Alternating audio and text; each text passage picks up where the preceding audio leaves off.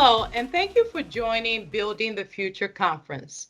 My name is Ruth Yakubu, and I'm a principal cloud advocate at Microsoft. AI is here. AI is at the center of everything we do, and AI is the future.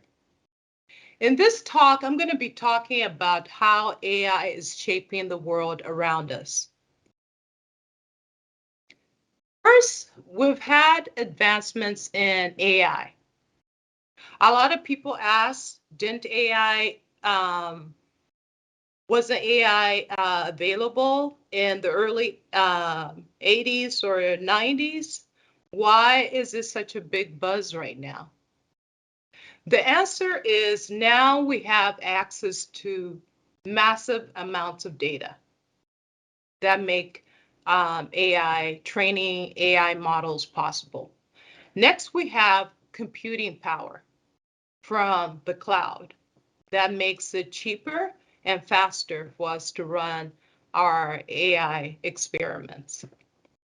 Next, we have new and powerful algorithms driving our experiments.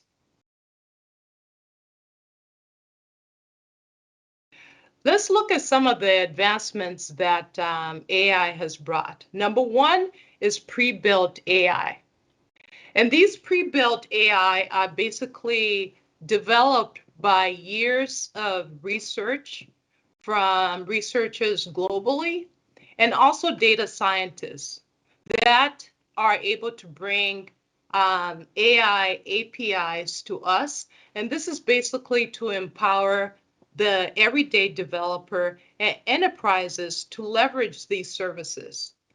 And these services are basically to help you add human-like capabilities to your applications to make them smarter and more intuitive. So when we talk about capabilities, what are the categories? Number one, we have vision, we have speech, we have language, and we have decision making. So these are all created in a way that are supposed to help speed up your go-to-market so you can focus on more important things in your application. In instances where you cannot, where you're dealing with a complex scenario, you have to leverage machine learning and build it yourself. So one of the things that you have to be aware of is the machine learning lifecycle. First, it entails multiple people in the organization with different titles working on these machine learning solutions. For example, data scientists, data engineers, and developers or DevOps professionals. So the very first stage is data prep. Data prep is basically cleansing your data, visualizing to pinpoint any noise in your data, and any missing data that you can possibly have. The next thing is training your data. With training your data, you have the ability to choose the language that you want based upon the business situation that you're trying to solve. You can also choose the algorithm that that is more suited for the business case that you're trying to solve.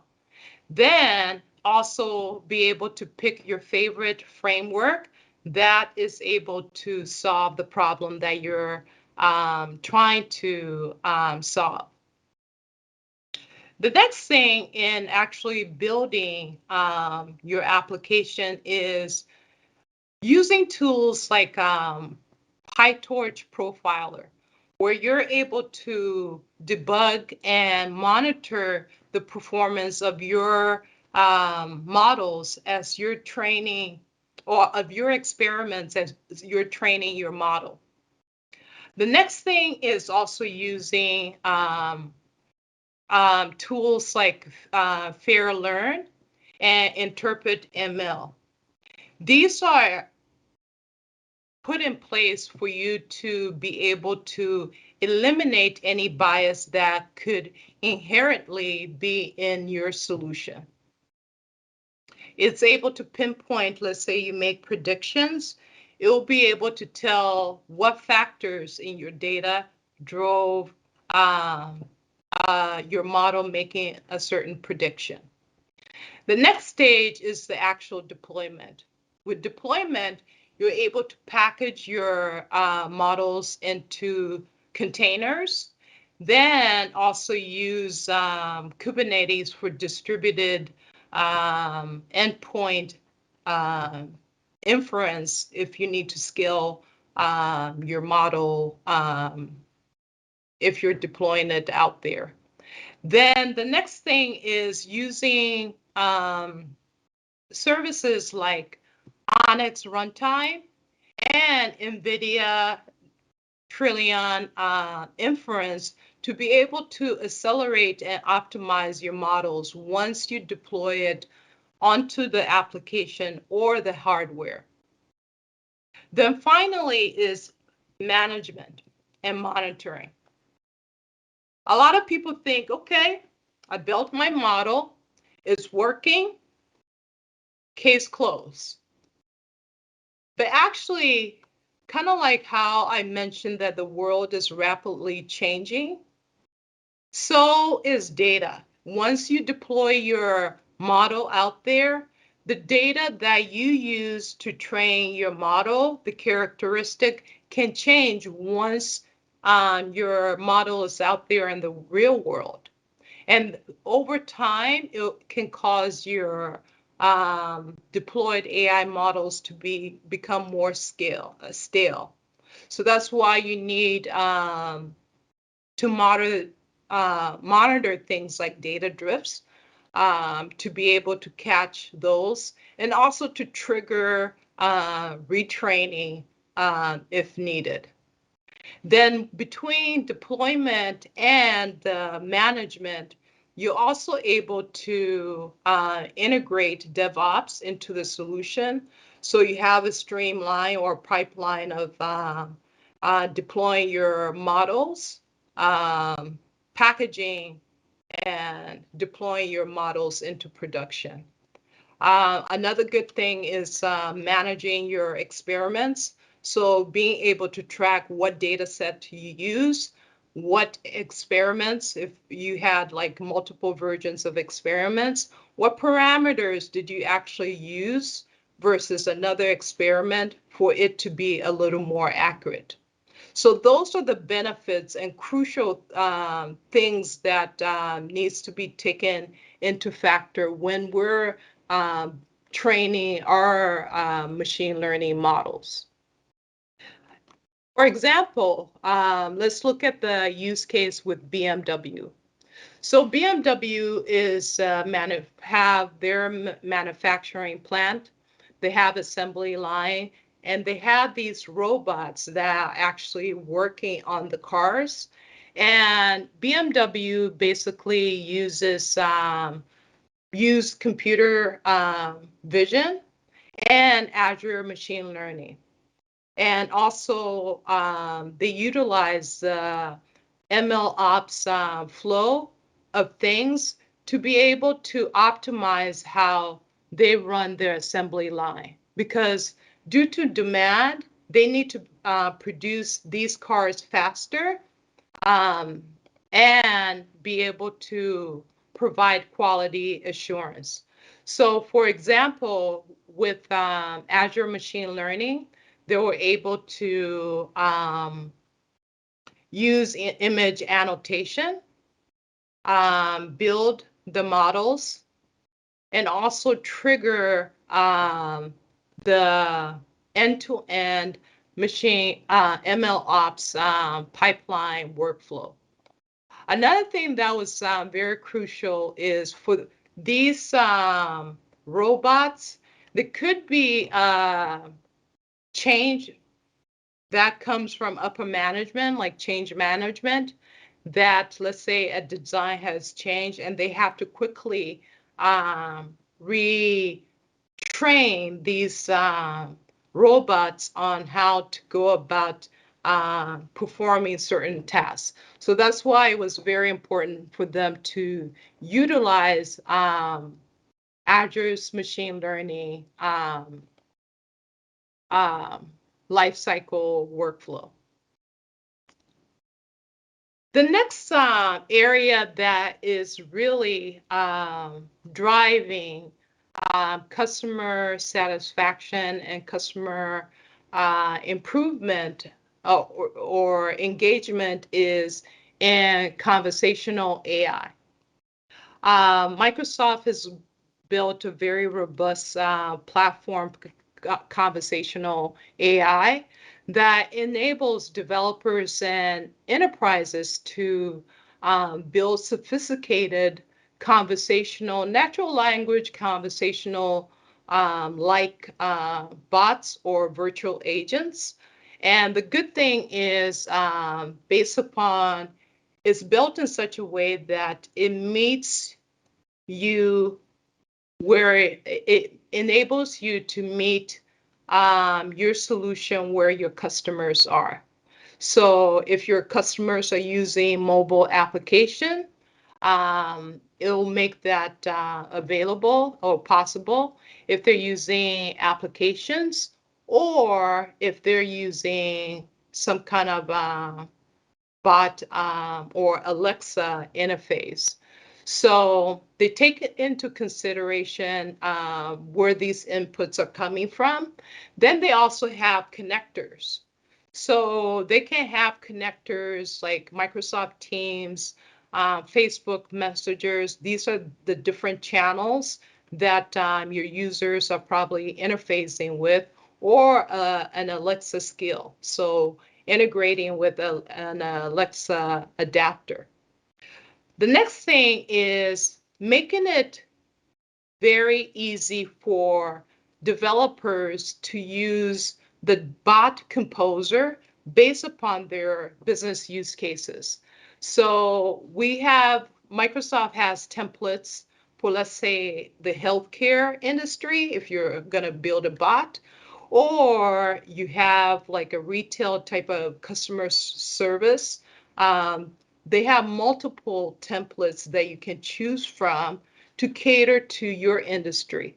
So by the time you come in, you have less work to work on, and you can just customize or add code into the platform that caters specifically to your business needs. And the good thing is leveraging machine learning services, the cognitive services that I was talking about that are pre-built. So natural language understanding, speech to text or text to speech, and knowledge services. And also you can build your own models and integrate it into the solution. So let's take a look at an example where this is being utilized.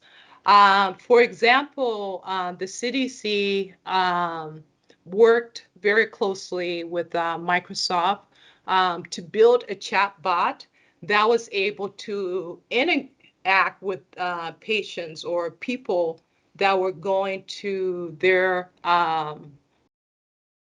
bot to get information. So to take a step back, the health bot is created specifically to adhere to some of the healthcare heavily regulated, restricted laws that they have, such as HIPAA, and also privacy laws. So it tackles and makes sure it adheres to, meets all the standards that are needed for the health industry. So basically what this application, the CDC did, was to enable people to be able to hop on the device during the COVID-19 pandemic and be able to enable users to ask questions and be able to receive intelligent information where they can take that information and be able to take action as needed in their life. The good thing that this bot service brought was it reduces the amount of time or the surge of people trying to contact doctors, nurses, and other health practitioners in the pandemic type of crisis. And it frees them, these practitioners, to focus more on critical cases. So when you come to this bot, you can ask them any question that you have. It provides you all the information that you need, whether you have symptoms or not, and it's able to advise you accordingly. So finally, to conclude, what I always like to say is, with great power comes great responsibility. As we're embarking on this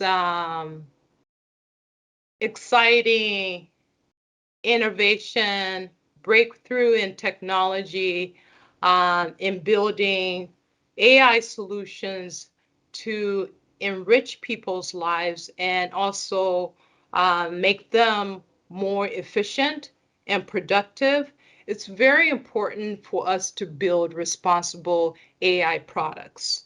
And when I talk about responsible AI products, I mean being able to build applications that bring fairness, inclusiveness, privacy, like data privacy, and transparency, and much more into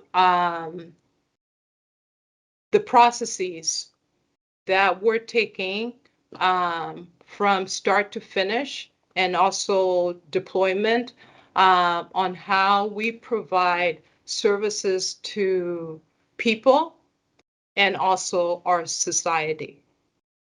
Thank you.